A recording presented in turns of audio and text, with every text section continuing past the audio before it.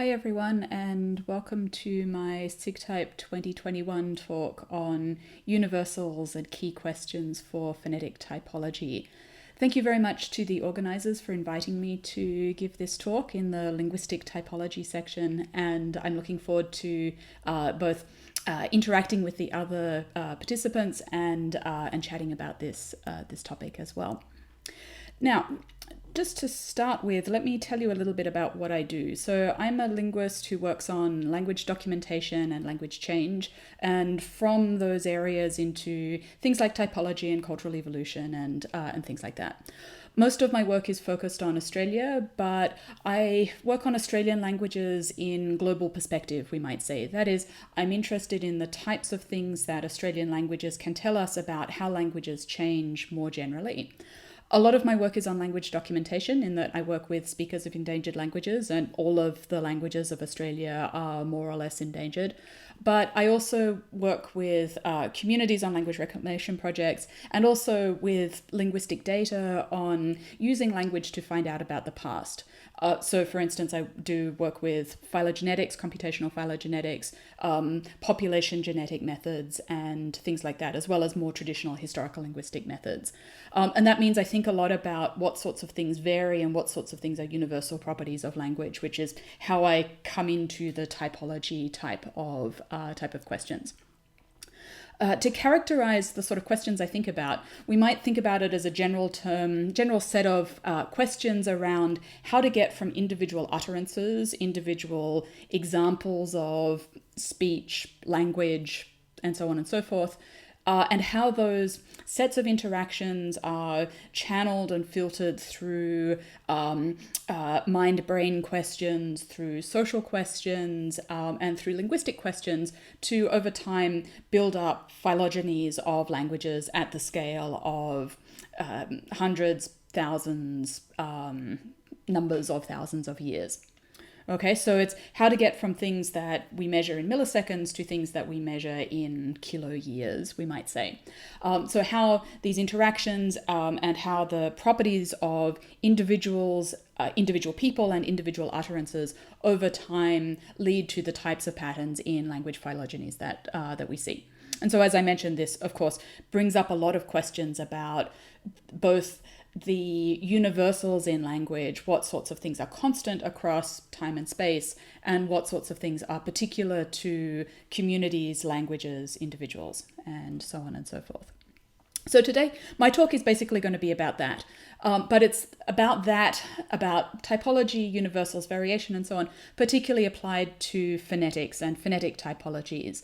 I chose this topic because of work I'm doing at the moment on language change, sound change, and stability, particularly in Australian languages, but also because I thought this might be useful to think about in the context of the shared task for SIGTYP 2021 and language identification through phonetic signals. Okay, I'm also thinking about this and the implications for computational work around large-scale phonetic corpora, such as Chodroff et al. 2020. So I think this is both a very promising and really cool area that will allow us to investigate a whole bunch of things that we haven't been able to look at so far, but it also raises questions about universals, language particular, speaker particular type things that it's well to lay out, I think. So my roadmap for today is to start by grounding us in the object of study, that is the speech chain. What is phonetics? Where does phonetic data come from? Things like that. And then from that, use that as a jumping off point to thinking through universals and defining language-specific versus universal for many definitions of universal within the realm of study. Of course, thinking about universals also lets us think about diversity and variation, language particular versus language universal things. And so I want to talk about the impact of variation for phonetics for that. And then close with some key questions and future areas of study, which I think will be particularly interesting to investigate and which are now possible with the theoretical apparatus that we've set up through the rest of this talk. Okay, so let's start with the speech chain and with where phonetic data comes from. We're going to start with brains, and with mental representations. So when we talk about phonetic data isn't stored directly in the brain. Our lexical items and linguistic information is stored as a set of mental representations in the mental lexicon, more or less abstractly, depending on your theory. And the information associated with those lexical items is minimally some sort of form and some sort of meaning. So there has to be some sort of abstract representation of how to realize the word and the meanings associated with those words. And I'm sure I'm going to simplify this to horror of people who work on this area, but for our purposes, that's sufficiently simple. Okay, so this we have this stored in the brain. We have some sort of motor planning instructions as well, for want of a better term. So ways to encoding that allows us to realize the very abstract mental representations, phonological representations, as some sort of concrete output. Okay, so those instructions are then sent from the brain to the motor nerves, which allow linguistic production. Okay, so the parts of the body involved in linguistic production involve the whole vocal tract, the lungs. We have to coordinate the breath with our vocal folds, with tongue, teeth, other fine motor muscles in the mouth, and so on and so forth. Okay, so we need some instructions for how to do that. So we have the motor planning, and then we have the production that involves the vocal tract, and so on and so forth. And that's what gives us the actual sound waves that we have here. Okay, so the sound waves are then the input for digital recordings, or I guess earlier analog recordings of very many different types. The digital recordings, which we then compile into corpora and collections and so on, and then extract information from and study performance, F0, etc., etc. Okay, so there's the sound waves, but of course, and we may sometimes think a lot about the production side of things, but of course there's also an interlocutor side of a lot of speech as well. So we have the perception side of things as well. So these sound waves enter the ear. We have ways of discriminating language sounds from non-language or non-speech sounds. Those are perceived, decoded, deconstructed, etc., through nerves and back into the brain, where we then extract the meaning associated with the utterances. This is probably a good point to mention also that in terms of phonetics here, I'm talking about auditory phonetics, speech phonetics. This talk does not involve sign languages, but except as some comments about modality a little later in the talk. But it would be interesting to think about the extent to which these types of chains of linguistic production and the types of universals I'm talking about for auditory phonetics also apply to the way that sign languages are constructed. But my focus here is on the speech chain and auditory things for now. Okay, so there's our speech chain. So we go from brains to brains via our bodies, via motor control, and the sound waves which we measure and encode computationally. So that means that phonetics comprises actually several different types of information that are really quite different from one another. So we have components that involve a neural or a psychological mind-brain component. That is in the mental representations and the motor instructions.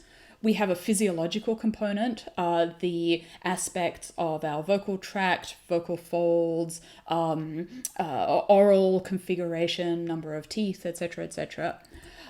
We have a social component, which I didn't talk about very much in the speech chain, but the interactional idea of people talking to one another also brings up the fact that aspects of social population structures are encoded in phonetics as well. A very obvious point of that is accents. So if you're listening to me, you can hear that I have an Australian accent, but it's not a typical Australian accent because I've spent 20 years or more in the US. And so that's a type of social meaning that's encoded in phonetics. There are, of course, many other types of social meaning which are also encoded in phonetics, which are going to come up in this talk as well a little later on. Okay, so we have the neural, psychological, the physiological, and aspects of social meaning as well. And these are all properties of an individual.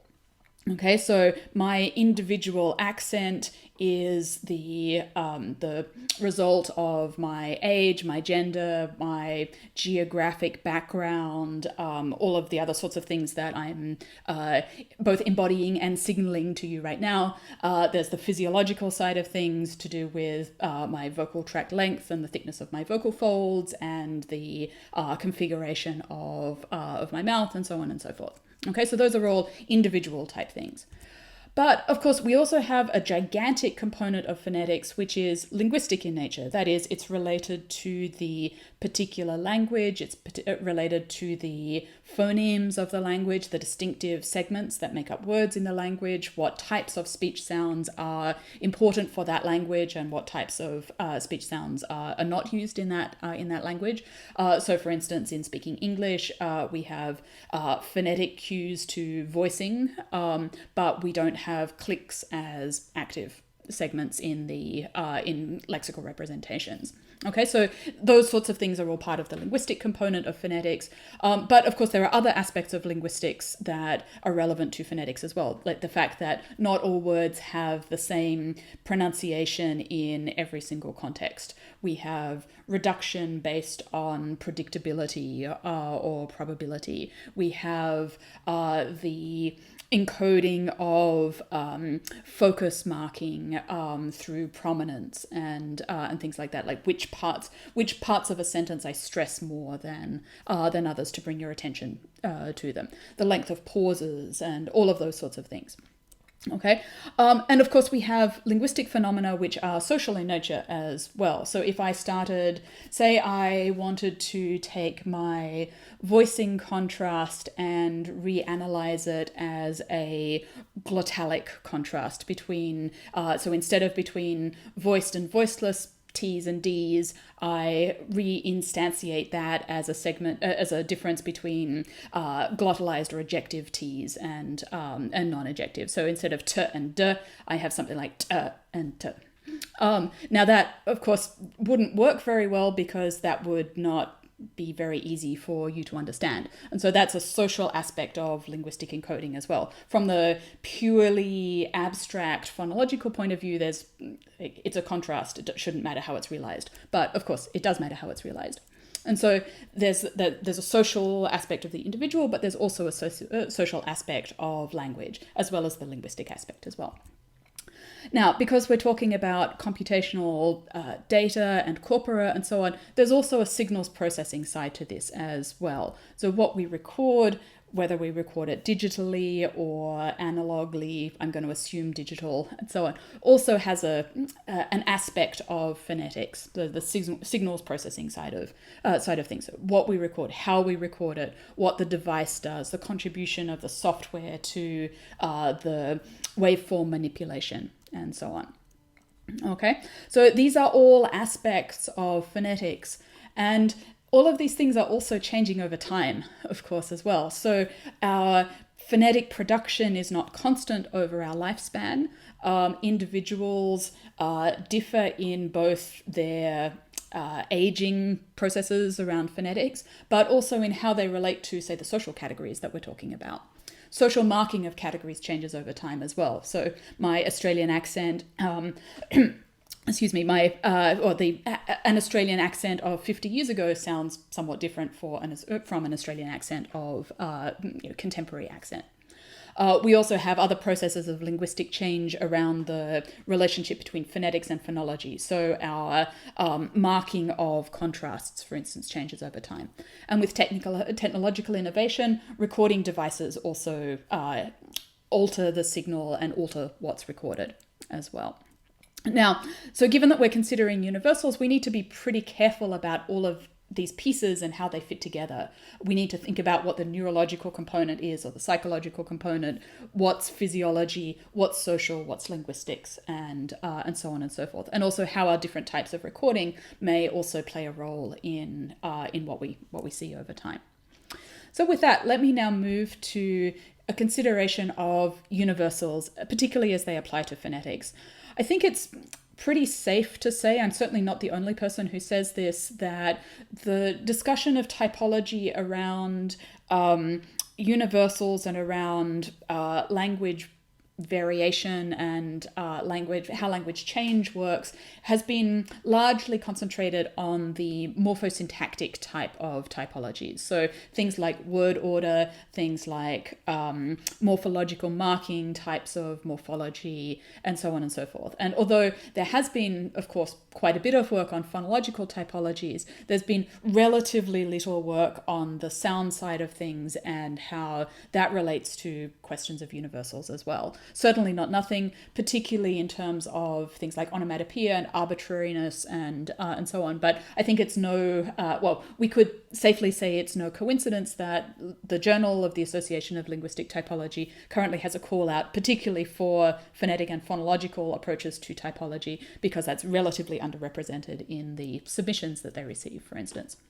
That being said, there has, of course, been discussion of phonetic and phonological universals and where these things are located, what sort of things we talk about. And so the next part of my talk is going to be about phonological and phonetic universals and how that relates to the sorts of things that Dahl and Haspelmatt have talked about in the reference to the call for this session.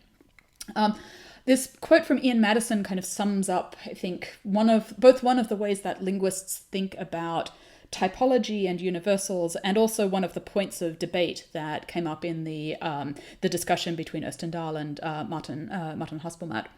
So for linguists, the demonstration of similarities between languages functions at the same time as one of the ways in which the proposition of equality is supported, and as one of the reasons why linguists hold this view. So this is kind of coming out of the blue, so let me back up a little bit.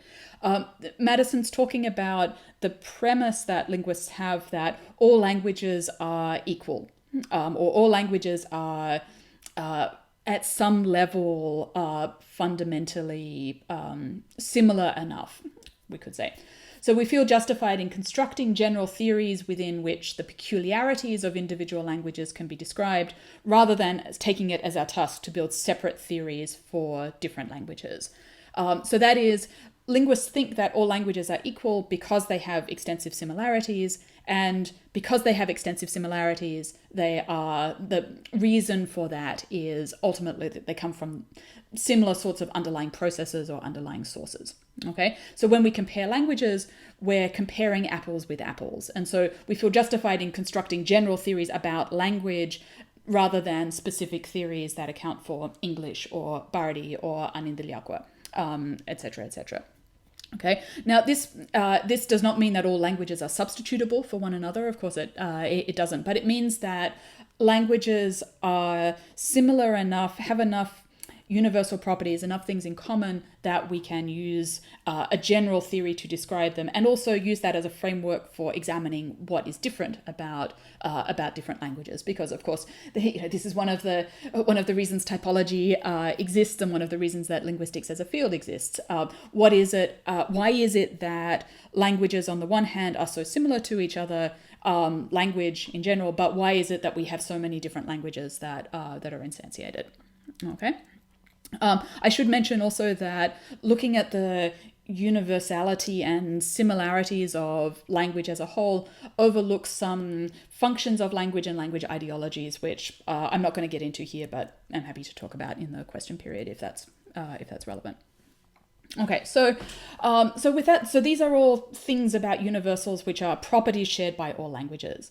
But as the debate between Ersten and Martin, Dahl and Haspelmatt brought up, there are these P universals and G universals. So G universals are general universals, whereas P universals are these things about particular individual languages. So we could broadly divide the discussion of universals into those properties shared by all languages versus properties that are shared by some independent languages. So things that recur across the linguistic data space, for want of a better term, but are not shared by all languages.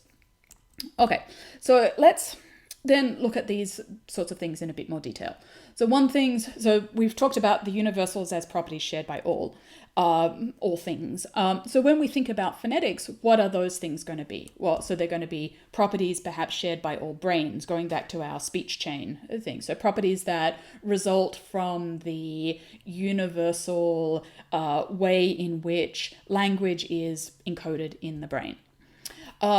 There are properties of phonetics which are associated with humans as individuals, so properties of humans. So we all have, all of us who are producing speech have a vocal tract which has a broadly similar type of configuration, right? It's all a pipe that air goes through, and there are things at the end of it that disrupt the air coming through that produce different sounds. Okay, the details differ, and we'll get to that, but broadly, we're all meat with pipes. Now, we might think about whether modality also plays a role here, and whether properties of language or properties of linguistic production rather than speech specifically are also shared by all modalities. So what are the things that I've talked about here so far which are also shared by sign languages? So mental representations, probably pretty similar. Vocal tract configuration is irrelevant for modality, but thinking about the motor control planning and execution and perception and so on. These are things that we should be thinking about. Now, we could also think about properties of speech shared by all languages. Now, we have not a universal set of phonemes, but or universal set of speech sounds that are made use of in language, but we have many speech sounds which are shared by many languages, and we have fundamentally identical ways in which speech is organized across language, for instance, in terms of consonants and vowels, and in terms of sonority peaks and things like that. Okay. We could also think about properties of speech which are shared by all societies. So all societies use language as a form of social marking and social signaling. All languages exploit variation in language to signal aspects of social group identity, and individuals make use of this as well. And so this could be said to be a universal property of speech as well.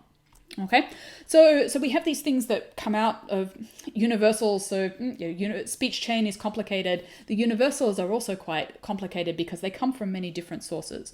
But we could divide these into two broad types of universals. So universals in how speech is realized through our brains and our vocal tracts and so on, and universals in what speech encodes through languages and social meaning as well. Now, this is just one way of thinking about what are universals for speech, things that are shared by everything. But we could also think of the universals a bit more broadly and getting into the P universals and the implications of thinking about things that all languages share. So one is the limits on variation, what we might call design space of language question. So if there are properties of speech that are shared by all brains, humans, languages, society, etc., then that places limits on variation, and we should think about where those limits come from as well. We could think about these as dependencies between parts of the linguistic system that always hold. So, for instance, between phonetics and phonology, that might come to part of the relationship of language and what speech encodes, but it's a process-based approach. We might think of pathways of change. So the interaction, again, coming to processes of languages, societies, and brains gives us language change. And we have universal pathways of change, which we can identify, as well as language particular ones. And we could also think like stepping up even broadly beyond language as universals being properties shared by all complex dynamic evolutionary systems. So for instance, language is an evolutionary system, and there are other evolutionary systems around as well, and they all have fundamental properties like variation, transmission, and selection. It's kind of axiomatic to being an evolutionary system that you have these properties. And so language should also have this as a universal because of the type of system it is. Okay, now, so we've made universals quite a bit more complex as well. So how do these universals arise? They arise through a number of different processes as well. So one is the innate capacity that humans have for language, particularly associated with the mental side of things, or the mental mind-brain type side of things. Now, of course, what we ascribe to an innate language capacity and what we ascribe to other aspects of linguistic systems, such as entropy or stability in systems through the transmission process, is a huge question that is not for here, but I bring it up as this is something that we should think about when we think about phonetic universals. Of course, we have the innate language capacity and the acquisition filter. So our linguistic systems are in part what they are because of what our acquisition processes are. They're in part because of the minimally varying or identical physiology. We all have vocal tracts. We use them roughly similar ways. And also through common processes of interaction, which shape speech signals as well. Okay.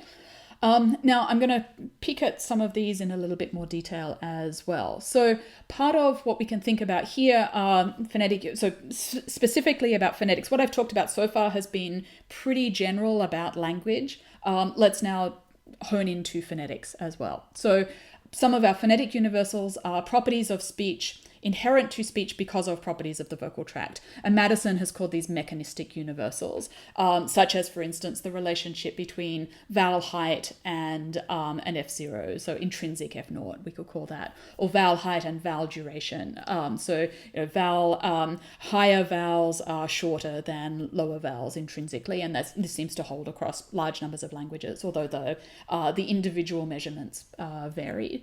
Or the fact that F0 is lowered after voiced consonants or raised after voiceless consonants. That seems to be close to a universal. So there are things like this.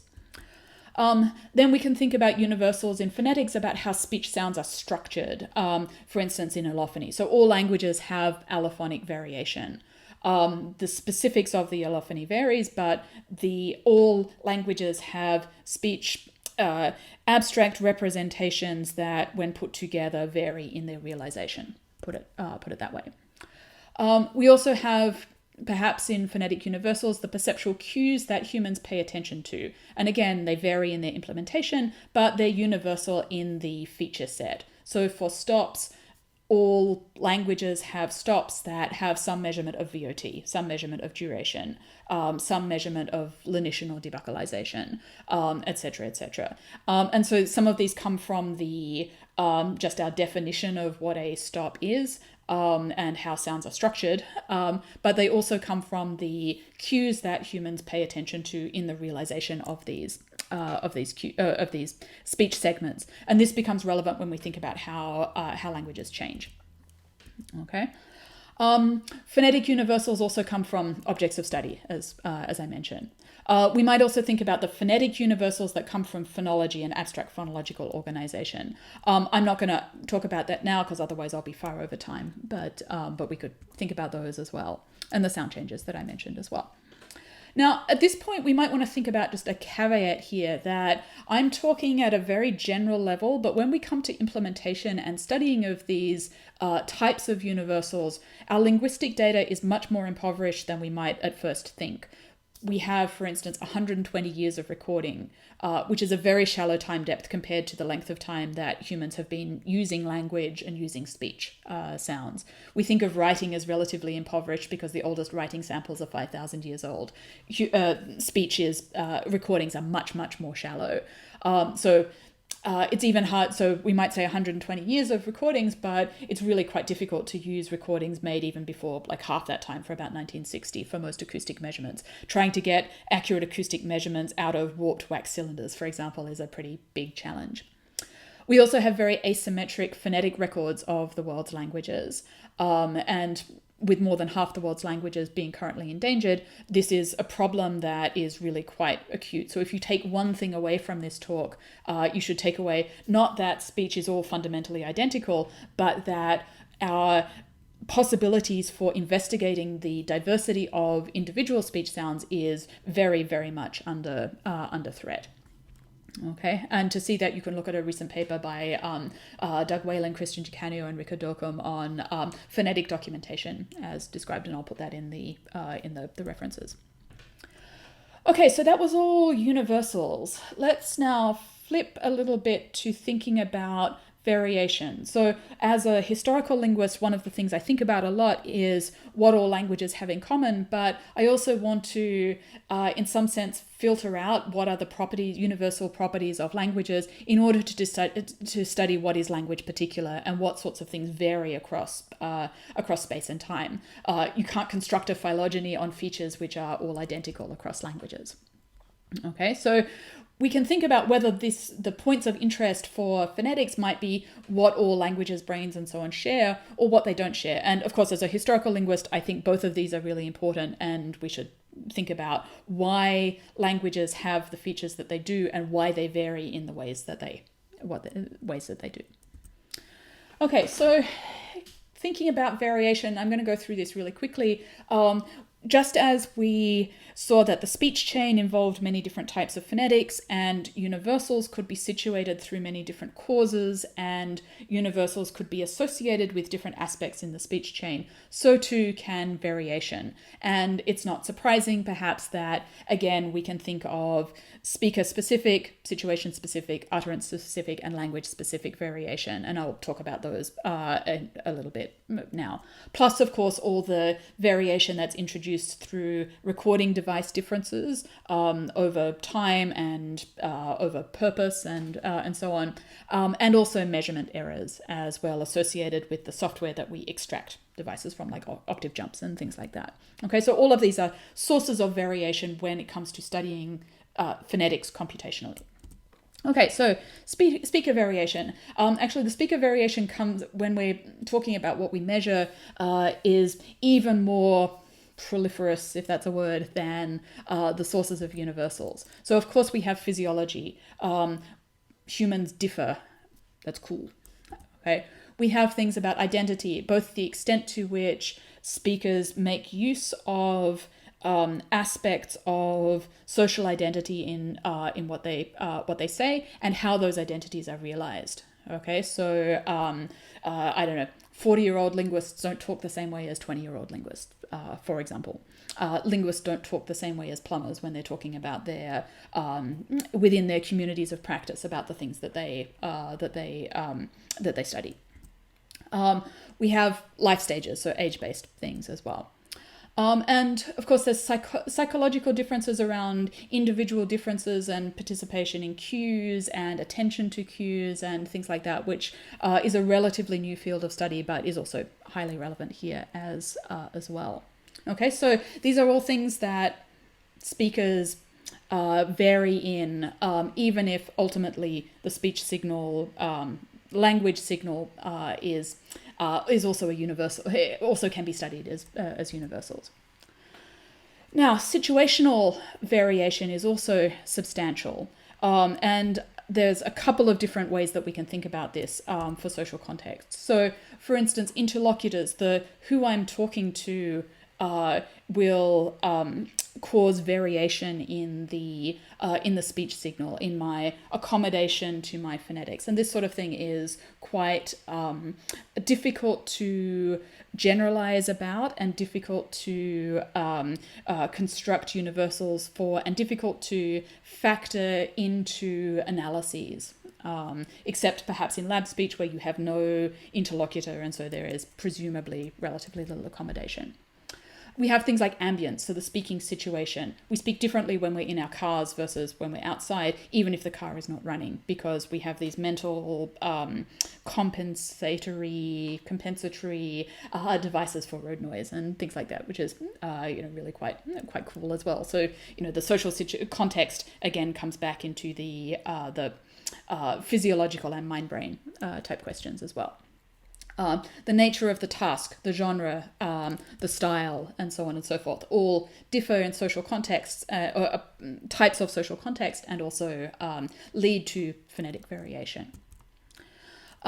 Utterances also have different phonetic characteristics. And I talked about this briefly when I talked about linguistic phonetic aspects. So we have, for instance, the position of a phoneme in the word. Phonemes are not realized identically with allophonic variation. That also cross-cuts, of course, all the social variation and other things we're talking about. We have the word in the position of the word in the utterance. So predictability plays a role in phonemic realization, for example. And the utterance in the phrase, the larger prosodic structure is also, the phonological phonetics is also co-opted in the marking of utterances. Okay, and then we have all the measurement issues. So device differences around compression, sampling, bit depth, and so on and so forth, and measurement errors that I talked about before. Okay, so the literature, when we think about the literature on these types of variation, some of these are extremely well studied. So for instance, for measurements and the contribution of measurement error, we know a lot about that. We know a lot about utterances and the phonetics phonology type of interface. Situationally, or in terms of speakers, we have lots of work in sociophonetics on small, what we might call small scale, with relatively small numbers of speakers and lots of lab speech for situational work. But what we don't have is we have a very much insufficient cross-linguistic depth of these sorts of work, these sorts of types of variation. And particularly at the linguistic level, at the language level, and absolutely particularly when we start thinking about multi-factor type things, such as how speaker variation happens with situations and how utterances change for languages and so on. There is where we need a lot more work. Okay, so my take-home points here are that many points of variation are also points of universals. And the same aspects of language that provide a universal framework for phonetics are also many of the sources, although not all the sources, of its variation. And so that's something we should think about, and as we're constructing large-scale studies of cross-linguistic phonetic differences, we're going to have to grapple with this and be really specific about what we think about. Okay, some of these have been investigated really well, but others haven't. And given how endangered many languages are, this is something that we want to think about. Okay, and this particularly comes up for how we think about phonetic properties of universals and properties of individuals versus properties of languages. Okay, so for instance, F0 values are properties of speakers because they are controlled primarily by vocal fold thickness. But F0 ranges, conditioned by genders, are properties of communities or perhaps languages. Okay, so the social meaning to which these things are put are less so properties of individuals. Now, at this point, I'm 38 minutes in, so if you wanted a 40-minute talk, then you're welcome to, that's the content material here for this. In the rapid remaining time, I want to put this all together with some key questions and examples of how these things are important. So I'm going to go a little bit over my 40 minutes, but hopefully that's okay. Sort of things we need to know more about. So these are, I guess, a desiderata for large-scale phonetic work on phonetic universals. So one is around variation and contrast. The phonetics phonology side of things cross-linguistically. So much of the work around phonetics and allophony and so on has been built into the idea of how contrasting phonological material is signaled in speech waves. Okay, so it's the phonetics phonology interface type things.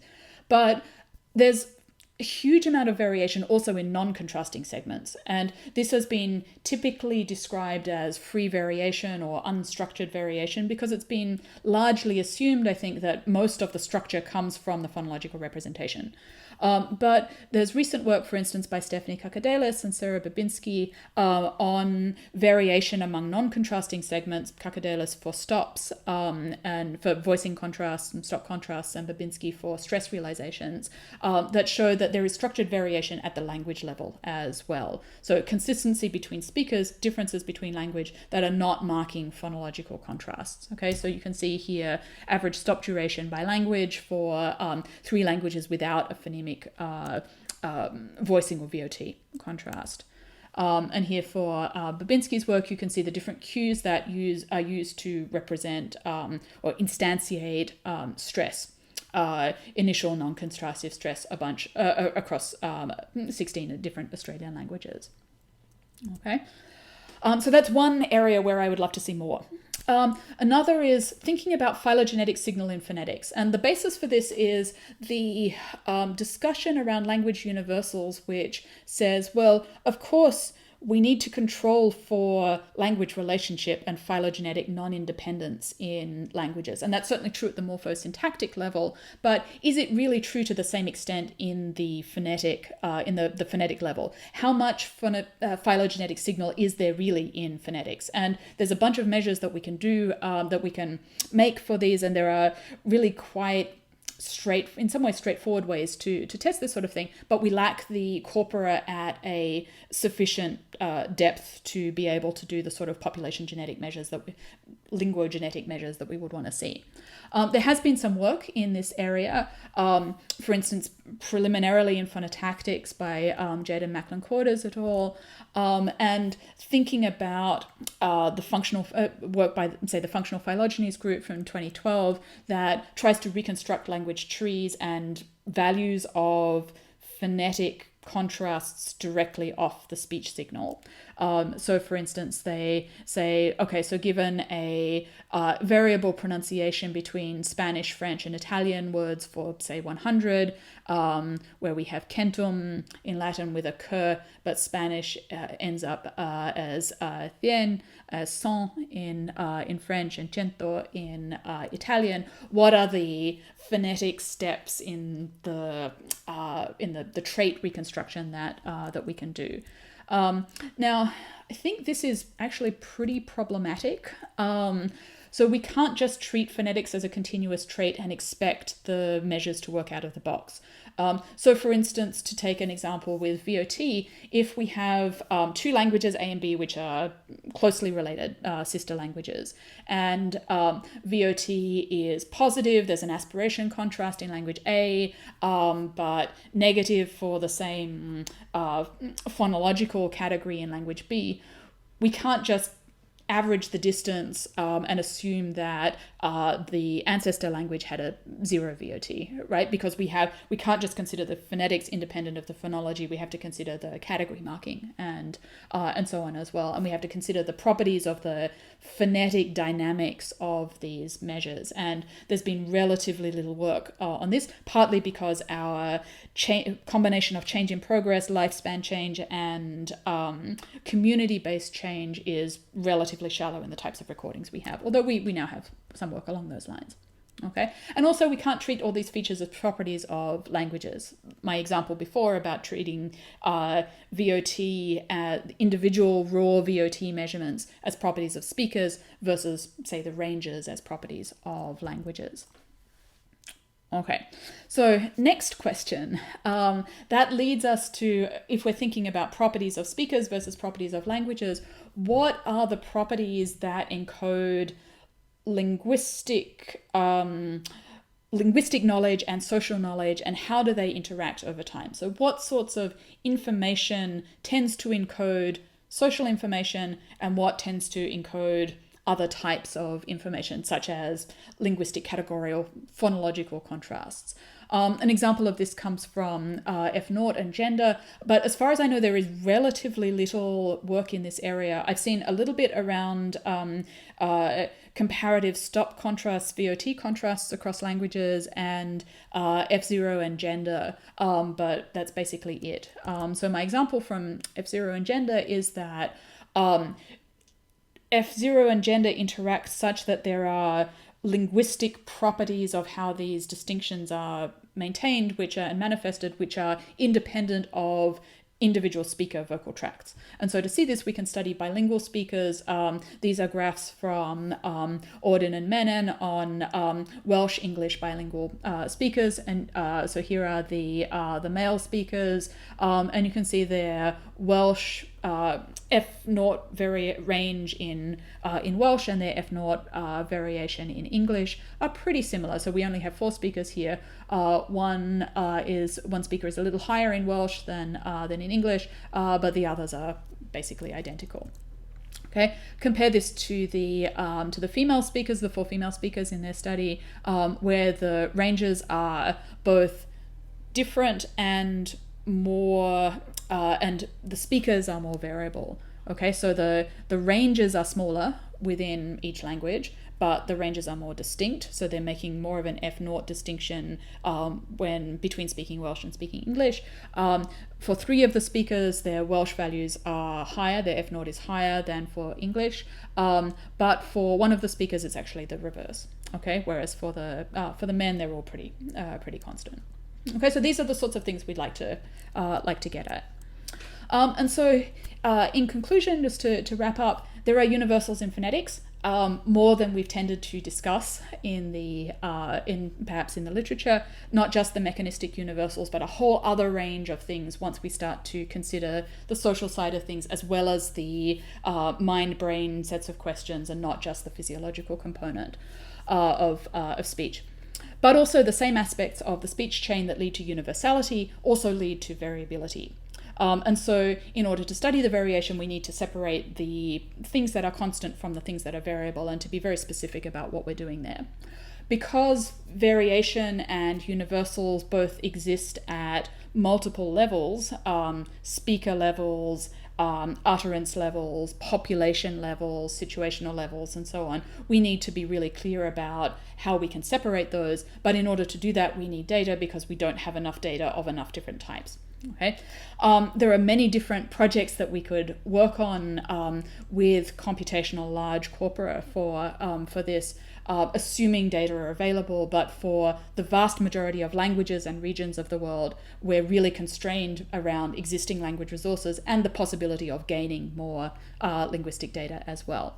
And given that so many of the world's languages are endangered, this is a really urgent question to investigate further, both in terms of supporting speaker and signer populations, as well as thinking about how these questions are studied.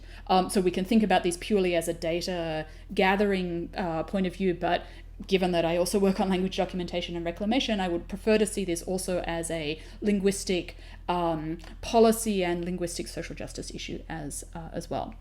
So with that, thank you very much for listening, and I look forward to talking with you in the chat and the live Q&A.